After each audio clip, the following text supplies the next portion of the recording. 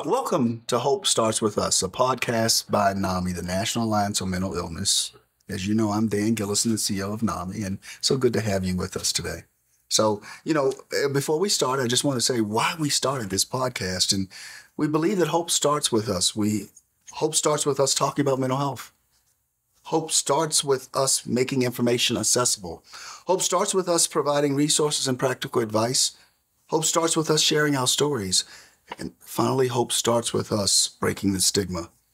If you or a loved one is struggling with a mental health condition and have been looking for hope, we made this podcast for you. Hope starts with all of us. It is a collective. We hope that each episode with each conversation brings you into that collective so you know you're not alone. Today, I'm joined by one of NAMI's own National Board of Directors members, Pooja Mehta. Pooja started her journey as a mental health advocate when she was 19 years old, living with diagnosed schizoid anxiety and generalized depression. In college, Pooja began speaking out about stigma surrounding mental illness and started NAMI on Campus program at her university.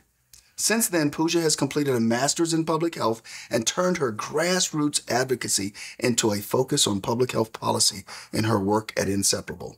As a member of NAMI's National Board of Directors, and I'd like to add, joining as the youngest person to serve on our national board at the time, she focuses on growing youth engagement and bringing awareness of NAMI's resources to marginalized communities and people with lived experience. Pooja, thank you so much for being with us.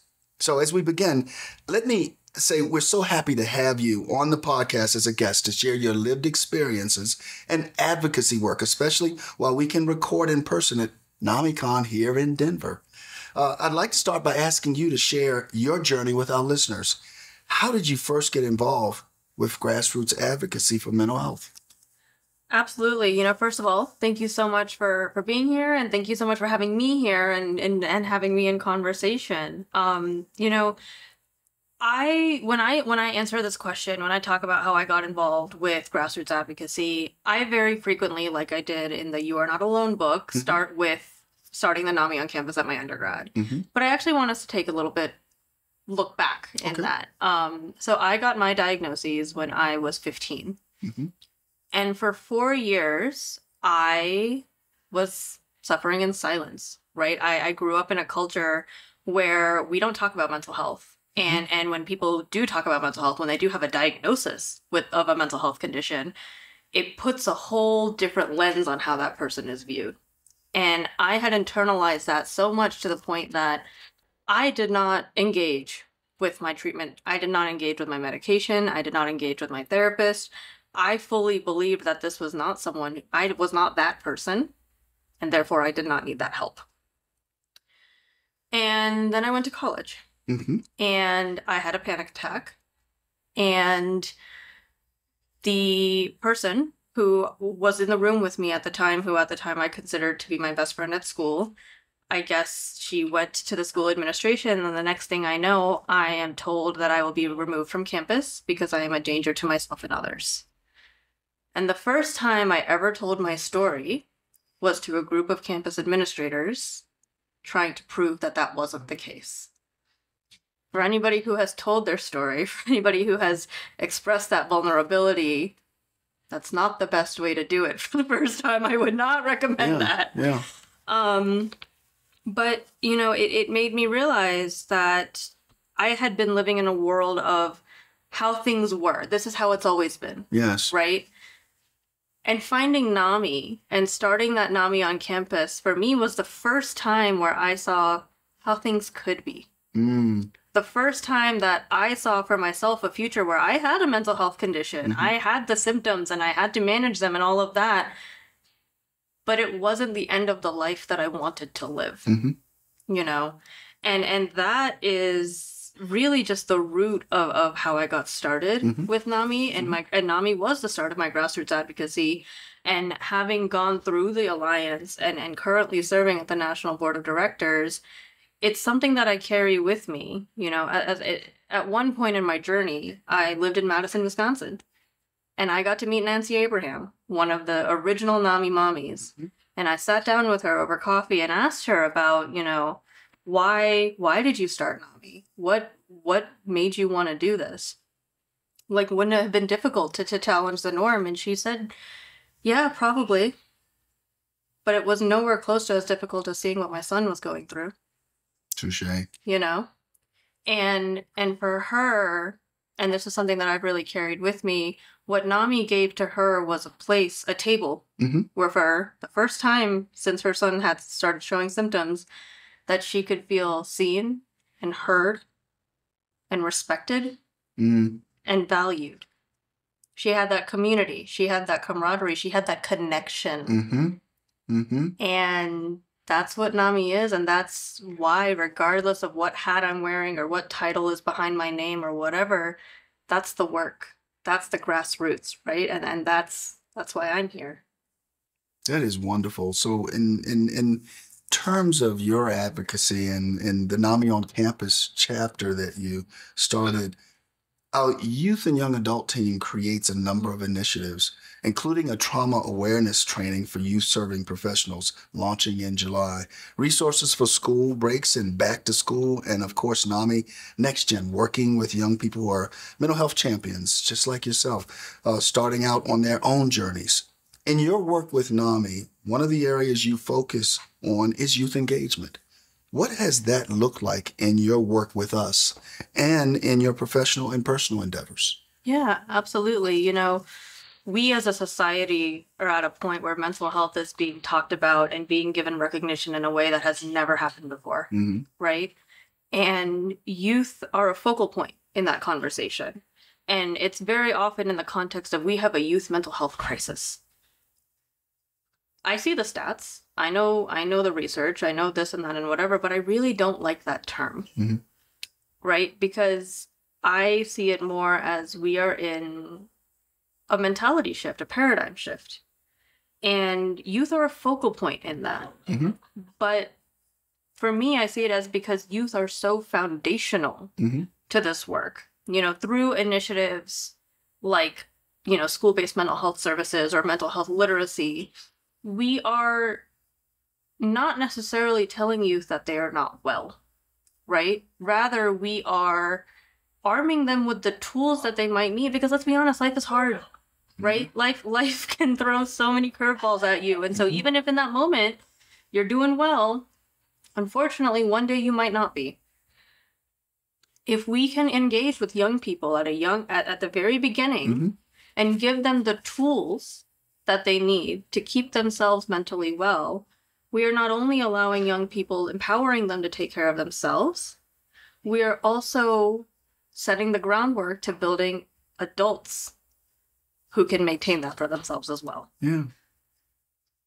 My role in that, you know, I experienced that as a young person. I was a 15-year-old, a 16-year-old, a 20-year-old, whatever, who had privilege, who had access to resources, who you know, had parents who were supportive in making sure that I got the care that I need, and yet struggled so much in order to take care of myself. And I'm only just now really kind of understanding what that looks like, and understanding that that's changing over time and changing over the stages of life that I'm in. You know, my experience in supporting young people right now is really based on my role in serving as the young person in the room. In so many ways, I wanted to be involved. And so many doors were closed to me because I was young. I was inexperienced. I couldn't possibly know how to do this or how to make a change or how to make a difference. But one thing I've realized in all the rooms that I've had the pleasure of being in is that, you know, yeah, as a young person, I had a lot to learn. Right now, I have a lot to learn. But so does everybody else. Yeah. You know, we all come to the table with some areas of expertise and some areas of blind spots and some areas of opportunity, right? And I really love initiatives like NAMI Next Gen that say, yeah, you do have a lot to learn, but you also have a lot to offer. Touche. What I want to see is somebody who was the young person in the room and who is no longer. I just turned 29. I am no longer the young person in the room, and I'm very okay with that. Is how do we ensure that young people are having a voice at the table that recognizes their comprehensive circumstances. Mm-hmm. Because for me, when I was the young person at the table, I very often was trying to figure out how to attend a meeting while I had class. How do I travel to present at a conference when I am making negative money and paying for school, right? How do we ensure that we are building the youth voice in a way that honors the youth experience? And how do we make sure that we are engaging those young people in a way so that they, when they inevitably are no longer the young person in the room, they are still seen as valuable assets with valuable experiences who are now the future of the organization that we aspire for them to be. Yeah, yeah. First of all, thank you very much for this background and really talking about the young adults. I want to pivot for just a second, Pooja, and speak about something different. As the child of parents who immigrated from India to the United States, you've described yourself as a third culture kid. Your website references that growing up, mental illness was highly stigmatized in your life, considered a white people thing.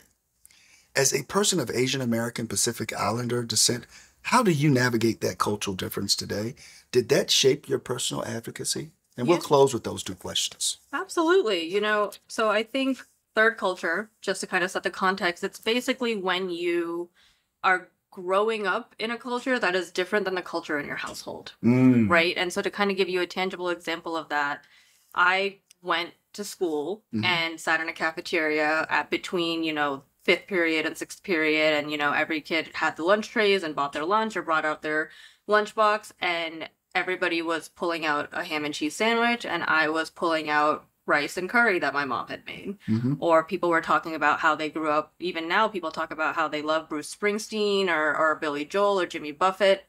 I don't know any of those songs, but I can tell you the entire works of A.R. Rahman, It's navigating kind of that middle space of in some places you're this and in some places you're that, in some places you're too much this and too much that, and what does that look like? And I think it ties very much into mental health because for me and for so many other third culture kids or so many other children of immigrants, our parents left everything to come to this country. My parents are the first in their respective families to come to America. Everyone they knew, everyone they grew up with was 8,000 miles away. They had to figure it out. And they came here to give me a better life. That was their hope for me. So when I started having challenges, when I started, feeling the anxiety, feeling the depression, the first thing is, well, what do you have to feel sad about? Right? That's kind of the cultural narrative of we left everything we knew to give you this. Why are you struggling, right? That's the cultural narrative, to clarify. That was not my parents' narrative. Understood. But even in the relationship of my parents, who were very supportive, who were very, very much, their mentality was, whatever we need to do to help our daughter, we will do it. I had a lot of that guilt of, I have seen where you have come from, and I have seen what you have done, and how am I failing you by not being able to perform at the level that I need to be performing, right? But over time, as I've been doing the work that I've been doing and as I've been engaging with my community on this topic, it's really kind of made me take a step back and think about, how does mental health fit into all of this? And the narrative that I love to use, the message that I love to send is that my parents came to America to give me a better life. To give me the life that they could only dream of, or maybe not even. And the way that they did that was getting me access and supporting me and engaging with the level of mental health care that I needed. Because that is what has allowed me to do everything else that I have been able to accomplish in my life so far. It's wonderful. And you have so much life and so much to give. So we just appreciate you lending your voice and your lived experience to our conversation and to our podcast called Hope Starts With Us. And it does start with us. So thank you very much, Pooja. Thank you. All right. We do say something to our audience at the very end. This has been Hope Starts With Us, a podcast by NAMI, the National Alliance on Mental Illness. If you are looking for mental health resources, you're not alone. To connect with the NAMI HelpLine and find local resources, visit NAMI.org /help. Text HelpLine to 62640 or dial 800-950-6264 or NAMI. Or if you are experiencing an immediate suicide, substance use, or mental health crisis, please call or text 988 to speak with the trained support specialist or visit 988lifeline.org. This has been NAMI's podcast. My name is Dan Gillison. Thank you for listening and thank you for watching.